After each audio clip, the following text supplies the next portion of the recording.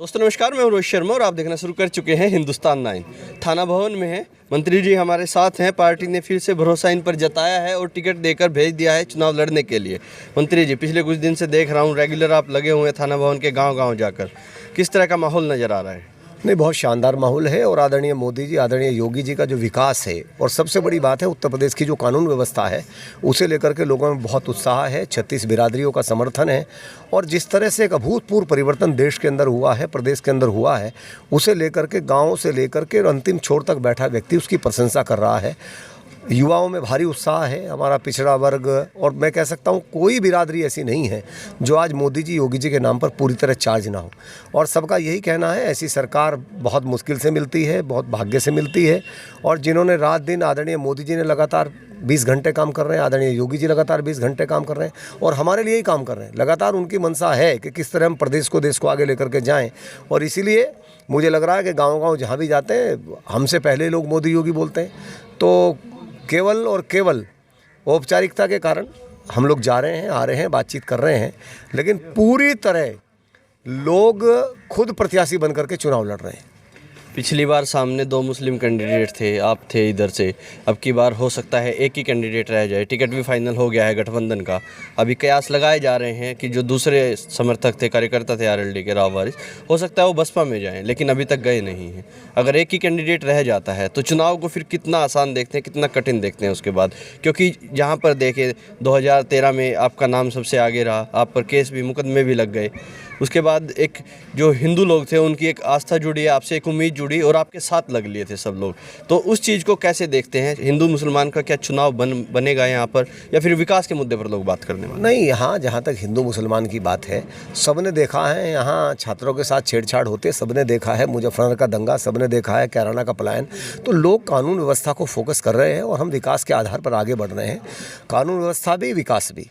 और जहाँ तक आपने कहा कि 1 है कि 2 है कि 3 है, पिछली बार लोकसभा का चुनाव हुआ तो 3 दलों का गठबंधन था। बसपा, कांग्रेस, बसपा, सपा और लोकदल, तीनों का गठबंधन था। और यहाँ लोग, भारतीय जनता पार्टी 15,000 वोटों से लोकसभा के चुनाव को थाना भवन विधानसभा से ही जीती थी। तो जब जनता खड़ी होती है तो फिर कोई गठबंधन नहीं होता। जनता का गठबंधन सबसे बड़ा गठबंधन है और इस बार जनता ने सीधा मोदी योगी के साथ गठबंधन किया है।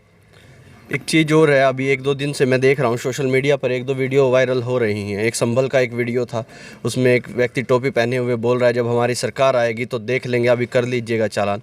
और उसी के साथ हमारा खुद का भी एक एक्सपीरियंस हुआ थाना भवन में। हमारी एक एंकर साक्षी यहाँ पर रिपोर्टिंग कर रही थी तो एक तासीन नाम का लड़का था, उसने भी बदतमीजी करने की कोशिश की। उसके बाद हालांकि आपकी पुलिस ने बड़ा सहयोग किया और उसको कहीं ना कहीं चालान करके जेल में भेजने का काम किया। तो इस तरह के जो अखिलेश समर्थक हैं, समाजवादी समर्थक हैं, जिनको लग रहा है कि सरकार आ जाएगी और बदतमीजी पर उतर आए हैं, उसको किस तरीके से आप देख रहे हैं? नहीं, इनका यही काम है और इसीलिए जनता देख रही है कि बड़ी मुश्किल से गुंडा राज से पीछा छूटा है। इसलिए मेरे से ज़्यादा और आपसे ज़्यादा जनता जागरूक है और जनता कह रही है कि मुश्किल से गुंडा राज से पीछे छूटा है, अब गुंडा राज को वापस नहीं करना है। और चूँकि बिना आए हैं जब इनका ये हाल है, आचार संहिता लगते ही इन्हें लग रहा है कि जैसे बिल्कुल इनका गुंडा राज फिर चल सकता है। तो ये जिस तरह के गुंडा राज पर उतारू हैं, जनता को पता है कि आदरणीय मोदी जी, आदरणीय योगी जी के सामने कोई टिकने वाला नहीं है। और उसका सबसे बड़ा कारण है कि जो मूल आवश्यकता थी लोगों को, उससे फोकस किया उन्होंने।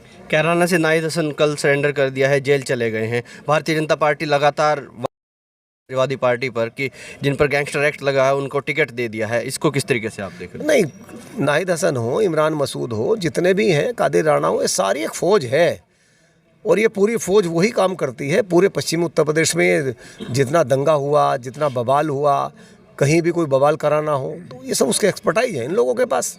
और योगी सरकार में सब चला तो है नहीं, तो कहीं ना कहीं इनके अंदर ये कुंठा है कि जिस प्रकार की गुंडागर्दी चलती थी, जिस प्रकार का गुंडागर्दी का संरक्षण होता था, वो योगी सरकार में संभव नहीं हुआ और ये संभव होने वाला भी नहीं है। चूँकि हमने कहा है सबका विकास करेंगे, सबको साथ लेकर के चलेंगे, लेकिन तुष्टीकरण किसी का नहीं करेंगे, कानून तोड़ने की छूट किसी को नहीं देंगे। यही योगी जी ने। जाट वोटर मिलता नजर आ रहा है सुरेश जी, देखिएगा किसान आंदोलन के बाद थोड़ा सा जाट वोटर छिटका था। हालांकि अब कहीं ना कहीं जो आरएलडी ने और गठबंधन ने अपने टिकट वितरित किए हैं उसमें मुस्लिम चेहरों को ज़्यादा रखा है और इधर से भारतीय जनता पार्टी ने जाटों पर भरोसा दिखाया है। क्या लग रहा है जाट वोटर जो छिटका था वो वापस आ रहा है?